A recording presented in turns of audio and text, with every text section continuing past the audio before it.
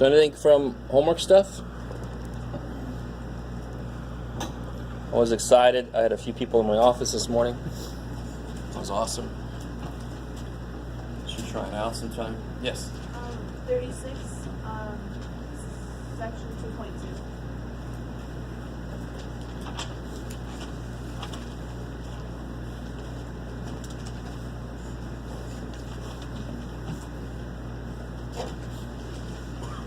Oh yeah, cool. All right.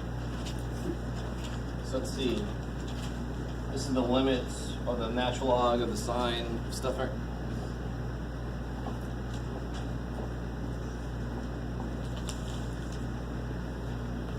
So going into this, you have to know what natural log does. Where does natural log have a problem? Yeah, starting at 0, right? And then below that is just complete addition. But 0 is the main problem point. And what is sine doing as x goes to 0 from above? It's interesting. Quite. No. So what does sine look like? What's it doing through 0? It's going up through 0 or down through 0? I love this question. Think about it. This is beautiful. This is going right into what we're going to talk about today. Is it going up through 0 or down through 0? As you go this way. It's going up through 0 because it goes like this. Up through 0, doesn't it? Up through 0. It's got a positive slope through 0. I love it. And then it goes up. So as I come to 0 from the right, what are the outputs of sine doing? Going towards. What are the outputs doing? What are they going towards? So here, what's the output there? Here, what's the output there? What are the outputs going towards? 0. They're definitely going towards 0. The sine of 0 is 0. It's a continuous function. The other important thing is all the values are positive as it approaches. So natural log is defined. If it went from 0 from below, this whole thing would have been shit. You wouldn't have been able to say anything about that, because it wouldn't exist below there. So this inside is going to 0, right? Going to 0.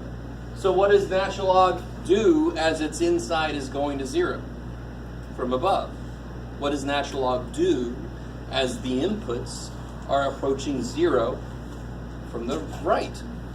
What does natural log? I love you guys to death. What does natural log look like? What does it look like? Yes. Yes? No? No. What's natural log? What does any log look like?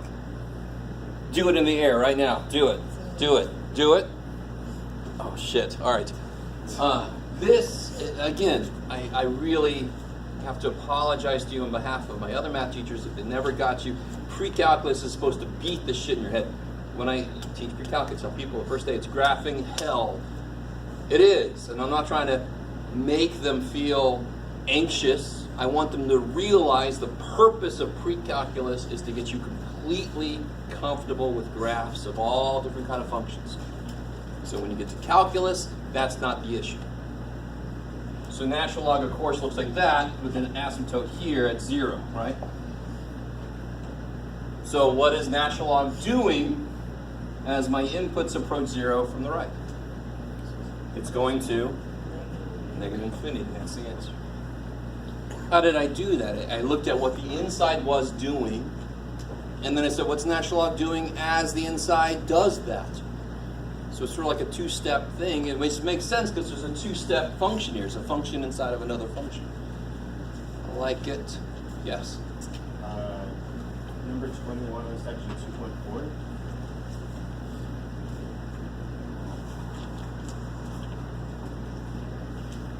By the way, if you came in late, there's donuts that nobody else has picked any. So you have free range pick. I didn't bring them, by the way. What's your name again? Sponte or T? T brought them. I won't eat them all. I will. Okay. So which one, sorry? 21. In which section? Sorry. 2.4. 2.4. Oh.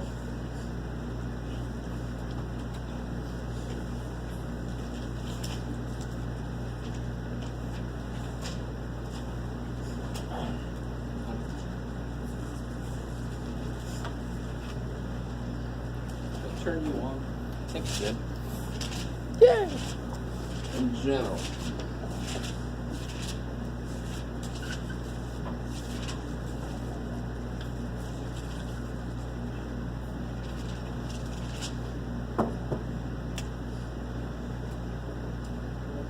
We want to show, what do we want to show for epsilon delta proofs? If I get this close to x, then the function gets epsilon close to the supposed L, the limit, right?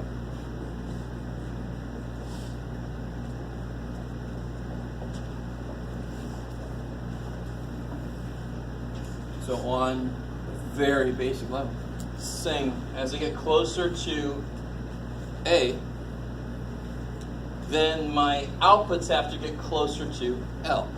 That's the fundamental idea of a limit, right? So we keep saying what happens as we get closer, what are the outputs getting closer to? But now when I do this, you should have some visuals in your head related to delta and epsilon. I like it. So how do we accomplish this? This is what we want to show. Which really boils to, and what is it that somebody's going to come along and just give me that I have to work with? What starts this thing off? Given what? What gets this thing going? What's somebody going to give me? What's the challenge somebody's going to give me? I don't know, man. Find the Dragon Balls. No. So somebody's going to give me an epsilon. Somebody's going to say, oh, you think that L is the limit? Really? All right. So find a delta so that you're always this far away, 0.01, 0.05, 0.0 whatever. That every input leads you to be that close to that limit. If you can't do that, that can't be the limit. That's the challenge. Somebody's going to come, give me a value for epsilon, and challenge me to find a value for delta. If there's some value of epsilon I can't do that for, this can't be true. That can't really be the limit. That's why the step where we take their epsilon and make delta in terms of it makes complete sense. If I know ahead of time whatever this guy says, I can just cut it in half and I'm golden. That's a beautiful thing to know. So that kind of makes sense. That's my first freaking step. How do I react if somebody comes at me? And I love this idea that math, that's what math is. A bunch of math gangs roaming around. And here's an epsilon for you. Oh shit, are we ready, guys? It's not quite like the Anchorman thing with newscasters. It's not quite like the tridents flying. So what's the side work? So in this problem it says, what's the f of x they give me for this problem? X squared minus 2x minus 8 over x minus 4. And then the supposed, I'm sorry, what's a? What's the limit as x goes to 4, more than likely, right? And what's the supposed limit? 6. 6, okay. So I don't know if you guys remember on the handout and the discussion, I kind of made a big deal out of, can you identify the parts? If you can't get this thing going. So the side work is really all of it. Because once you get the side work done, you just rewrite it backwards, which feels like cheating, but we put a lot of work into that side work. So with the shit, you should be able to use it. So we get the basic idea, how this connects to what a limit should mean. We say it like, when you get closer, this should get closer. That's exactly what these capture more formally. Yes? 20 something, yeah. 21. So what's the side work going to look like here? Where do I start?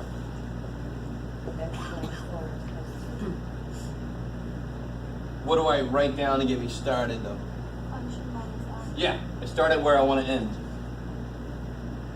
So I put my x squared minus 2x minus 8 over x minus 4 minus 6 less than epsilon.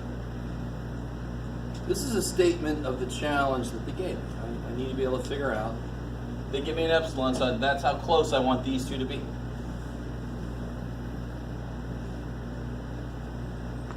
And now your suggestion, Shannon, comes in, right? Now what do you do with this? What do you know the top has a factor of? I bet you anything has got a factor of freaking x minus 4. So you don't even have to actually do the work.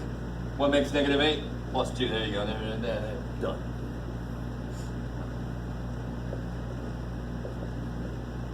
So with me, once you set this statement up in your side work, you just attack it with algebra. And if you've got the right limit chosen, what will always happen here, you'll end up with this expression. With an expression here where delta is supposed to be. It's going to tell you what delta is supposed to be. That's going to be your reaction to this epsilon challenge somebody gave you. Right? I'd rather them challenge me with epsilon than shoot me. So, sounds good. Epsilon challenge, accept. So here, of course, what do you get inside?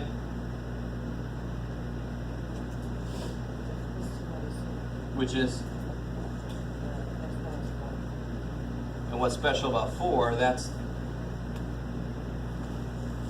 A, right? So what do I want to let delta be? It's kind of interesting. What do I want to let delta be? 1 epsilon. 1 epsilon. Yeah, I just want to let delta be epsilon. Yep. Whatever's here. So what have I gotten? This. X minus 4 less than whatever the shit is here must be what I let delta equal, because that's exactly where delta is. Yes? Seeing concept number 36. So real quick, everybody cool with that? I mean, that's almost done. Well, it's not quite done. Now you start here and you put that there. You say let delta equal epsilon. Then if this, bam, bam, bam, bam, bam, this, done. All right, which one? Number 36. Ooh, this one's so 30. Okay, so everybody got what they want from this. I want to keep that format there. All right, nobody said no, so it's all in my own. All right. I tried to get to x minus a, but I got negative epsilon to x. So All right, you ready? First off, what's f of x for 36? 1 over x. What section? So this is still 2.4. The epsilon delta section. And what's a? 2. And what's L? 1 over 1. 2. 1 over 2. Right. These are the most important things to identify. Right. You always want to show this, always. It's always in the background of what we're doing. What does this stand for again? We want to show. Yeah. In proofwriting class, you just quickly start using those letters because you say, we want to show all the damn time. You're like, frickin' WWTS. So where does my side work start? 1 over x minus 1 over Yeah, 2. so then I just do this. I like it. 1 over x minus 1 over 2 less than epsilon.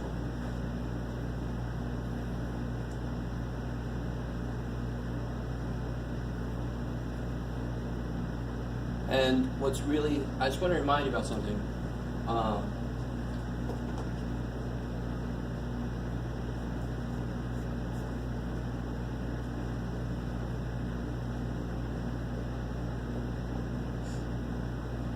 Right? I mean, if I want to solve that, I am allowed to flip both sides. That's one little thing. This gets a little bit strange with what's going to happen. So, I mean, what can you do on the inside here? You give x to immediate. So this needs a what and this needs a what? First one is 2 over 2. Second one is an x over x. So then you get 2 minus x over 2x. Cool?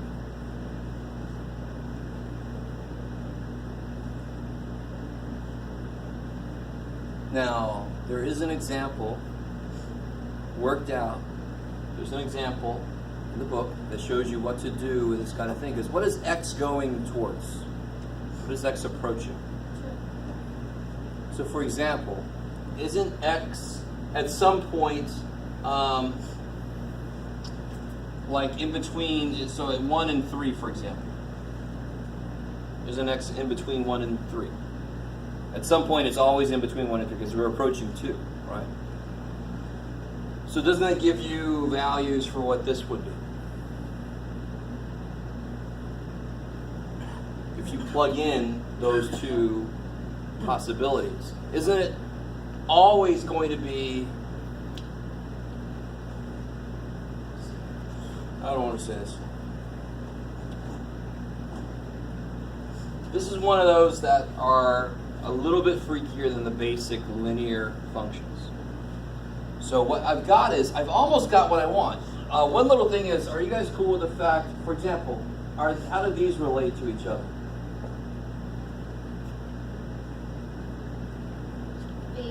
They equal each other. All right, I like it. So one thing I could do for myself right now is that. Why is that nice? Because what is this? That's going to be what I want to end up with, right? X minus 2 less than, and then whatever's over there is going to be what I'm going to let delta equal. So the whole question really is, how do I handle this thing? But, all right, so if you look, there's a beautiful example. Where'd you go, little example? Yeah, here we go. Example 4 has some of what we need. Example 4 might be the good one to look at.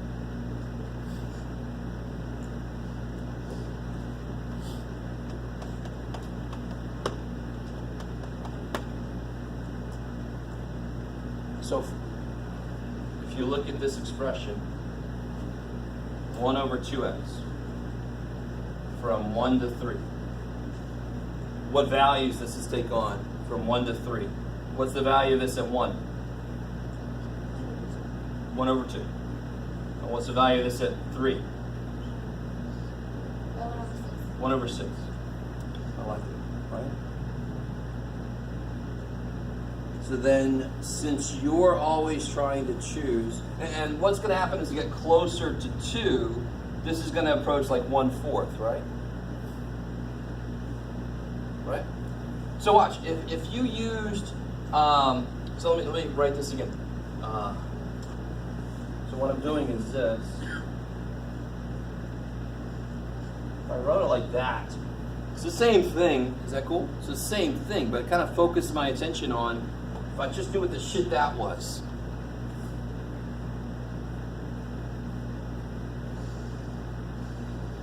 So I can go one more step with this. This might actually make more sense. Believe it or not. Is that cool if I multiply absolute value 2x up over on the other side?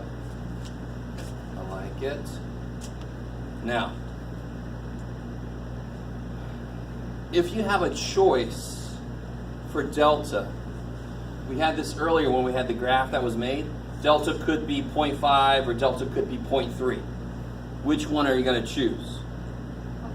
0.3. You're always going to choose the smaller one to make sure that I'm always inside this. I don't have to match up the sides. I just have to live inside this shit. So I'm always going to choose the smallest option for delta. So 2xe, it could be 2x could be 2 or 6, right? If I'm at 1, it's 2. If I'm at 3, it's 6. Which one's smaller? Okay, I'm going to stop there. I'll let you guys gather up all that shit. I love you guys today. I have to give you problems that push you a little bit, and I warned you ahead of time that some of these problems are going to be almost too easy, and a couple of them are going to be like this. Got to push you a little bit. But this is what it really is all about, is using the fact that at some point x is always inside here. Why did I pick 1 to 3? It was just easy. 1 to 2. What else could I have picked? 1.5, 2.5. That would work too. Right? But why? Why do that to myself?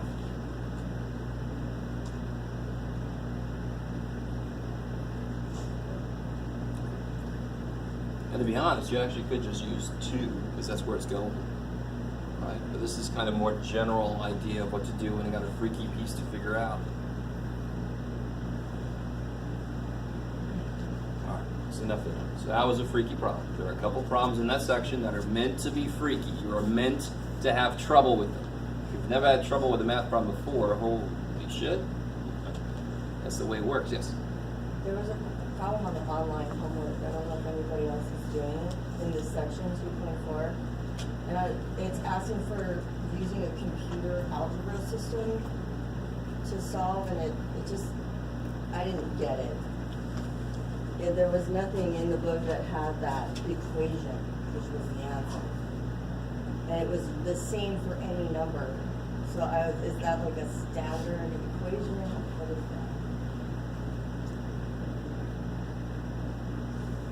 that? Oh.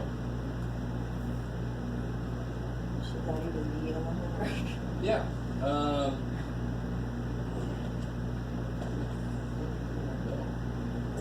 So computer algebra system just means.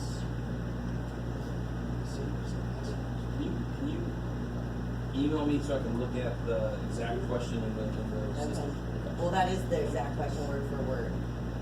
So. Okay.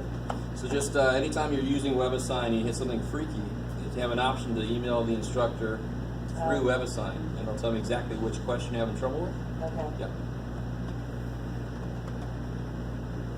There are a couple problems in the homework where you have to use the graphing calculator to do some stuff. This just was good last morning. Okay. But it sounds like it's asking you just to solve that. Solve an equation. Yeah, but I want to look at it directly. Anything else from homework stuff? Yeah.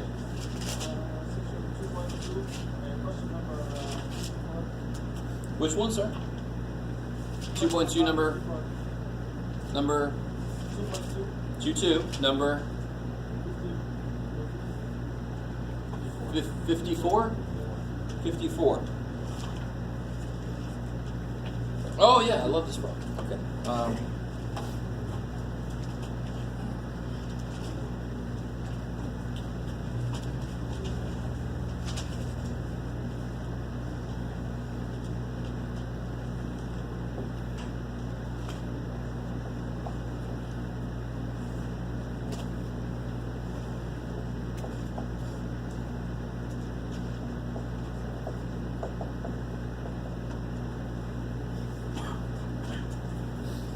So what happens as V goes to C from below, which makes sense. So they tell you in the problem, C is the speed of light. You can't approach the speed of light from above the speed of light. That's sort of the whole idea. At least that's what the most current theories say. So this whole question really is just what happens to the mass as the velocity approaches the speed of light. And this is a beautiful problem. I would say that. I mean, just on the surface, what happens to the expression itself where the V is? As V approaches C, what does that do? What does V squared over C squared do as this thing goes to C? Becomes, put a C in there for V. What happens? Put a C in for V. What happens? Goes to 1. All right. Some of you guys don't want to answer because it's too easy. Some of you guys don't have a freaking clue what's going on. But as I let the velocity go towards C, this piece goes to 1, doesn't it? Doesn't it? Yes. Okay. And so what happens to the bottom of this thing? See how I'm stepping out? What happens to the bottom? It goes towards, what's 1 minus 1? 0. So the bottom goes towards 0. So And what the freak is M naught? It sounds like some alternate universe Himalayan, but M naught, sir. What is it? What's M naught? The mass of the particle at rest. Yeah, the mass of the particle. It doesn't change. That rest, it doesn't change. It's whatever it is. Here I am, I have a mass right now. And then I start to approach the speed of light. So what is finite divided by going to 0? What's a finite number divided by something getting smaller and smaller and smaller? The result gets bigger and bigger and bigger. So the limit is positive infinity. That's the problem with trying to go the speed of light. Your mass approaches infinite mass. And if your mass gets larger, it takes more energy to propel, to move it. And as you move faster, your mass gets bigger. You need more energy to move it as you get fast. Oh, shit. We hit kind of a problem. If you have to understand that, I just know. But it's just look at seeing it and see what happens. Right? That's what that problem is. They have some physics stuff on top of that, but mathematically, that's all it is. So I don't know if that's what freaks some of you guys out about the problem. Talking about particles and mass and velocities and stuff, but just look at it mathematically first and then interpret what you get physically. Okay? Anything else from homework stuff?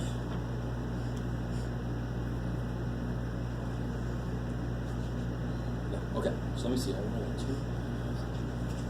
4, 6, 7, 10, 12. Oh, beautiful. Okay.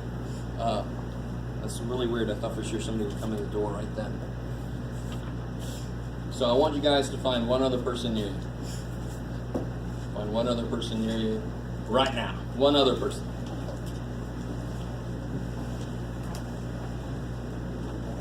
Find them. Say hi. Say, why didn't you get a donut? I don't know, man. Didn't want a donut.